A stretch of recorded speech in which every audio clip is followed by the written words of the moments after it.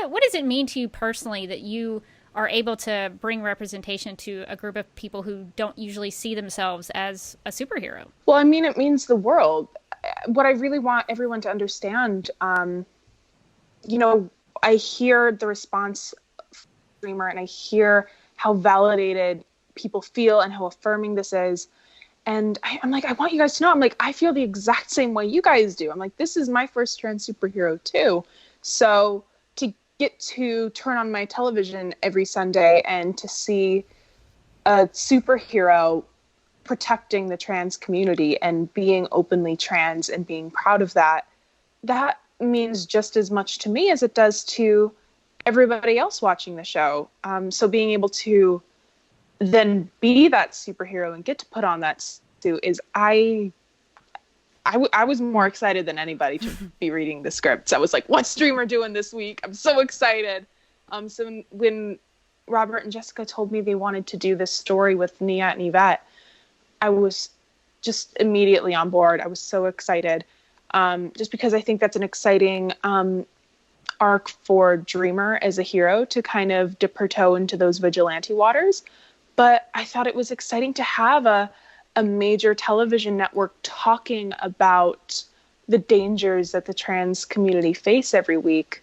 And then also do that in a way where, yes, the trans person is the victim, but you see them survive that and you see them recover and thrive. And it is not, like the end of their story. I think a lot of the time when shows do trans violence, it's showing a trans woman be murdered, and just kind of that's how their story is defined. So to get to see Nia and Yvette rise above this, I thought was also really rewarding to do. Yeah, definitely. And how involved were you with that episode? Did they sort of bring you into the collaboration process? Yeah, no, they were really fantastic through the whole writing process.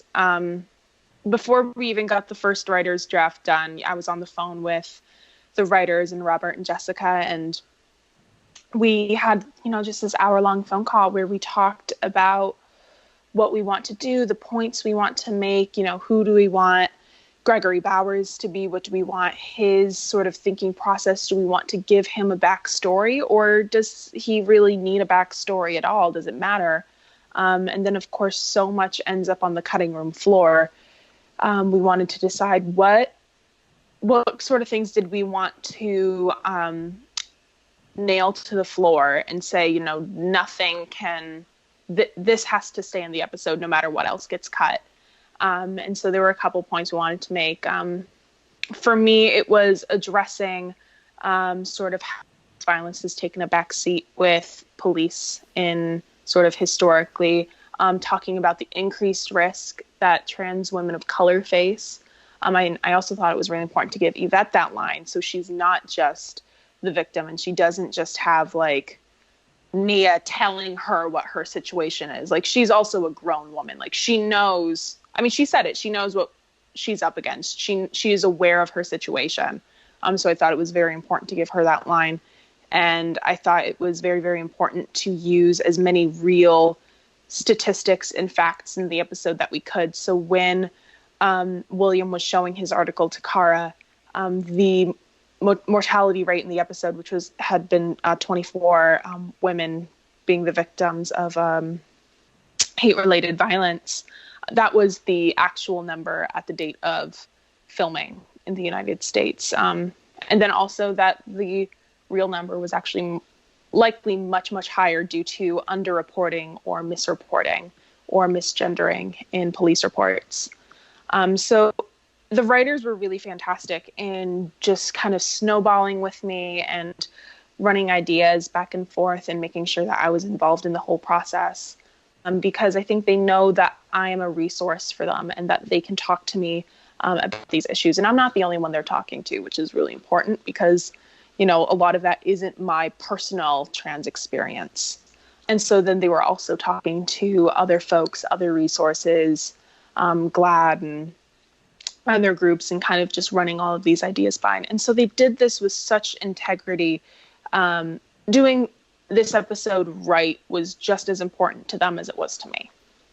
Yeah, and I thought it was pretty impactful to see that Nia struggled with some of the way to handle it, and I thought that was a really honest way to go about it. That she was mad and she, really wanted to, to hurt him, but there was that lesson that Kara we like to joke on Supergirl Radio that Kara's hope speeches could really get people back from the brink. They pack a punch. Yeah, maybe more than her actual super punches. I believe it. Yeah. So I was glad to see that Nia learned something through that, and it probably made her a stronger character and a stronger hero through that. So I was glad to see how that happened. Me too.